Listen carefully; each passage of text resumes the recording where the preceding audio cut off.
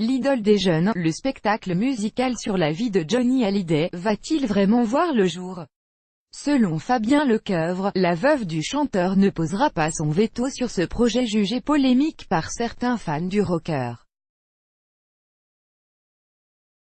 Quelques jours après sa présentation, écrit par Fabien Lecoeuvre, a déjà du plomb dans l'aile. Alors que la première est déjà prévue dans une grande salle parisienne pour le 6 décembre 2019, soit 2 ans jour pour jour après la mort de Johnny Hallyday, une question demeure: Laetitia Hallyday va-t-elle autoriser la reprise des tubes de son défunt époux? Dans l'idole des jeunes, ce ne sont pas moins de 24 chansons du rocker qui seront interprétées par 4 hommes et une femme, âgés de 17 à 60 ans. À cause du « on pouvait se demander si Laetitia, seule héritière des droits du chanteur, n'allait pas mettre son veto sur un projet d'une telle ampleur. Le Parisien expliquait en effet que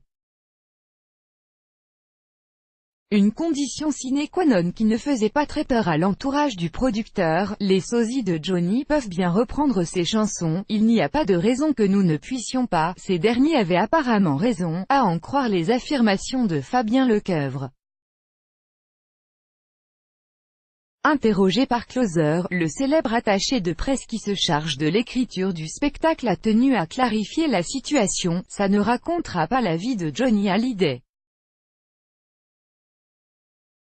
Il s'agit d'un concert composé de 24 titres avec des tableaux musicaux, qui s'étendra sur sa carrière des années 1960 à 2017. C'est un hommage. L'auteur de plusieurs livres sur Johnny Hallyday a répondu aux détracteurs du projet, qui ont notamment lancé une pétition sur le site change.org. Bien évidemment, les fans ont le droit de dire ce qu'ils veulent.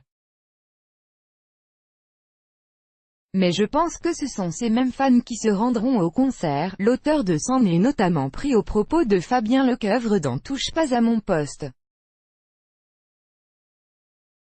L'attaché de presse s'était épanché sur les mauvaises habitudes de Johnny Hallyday, en lâchant que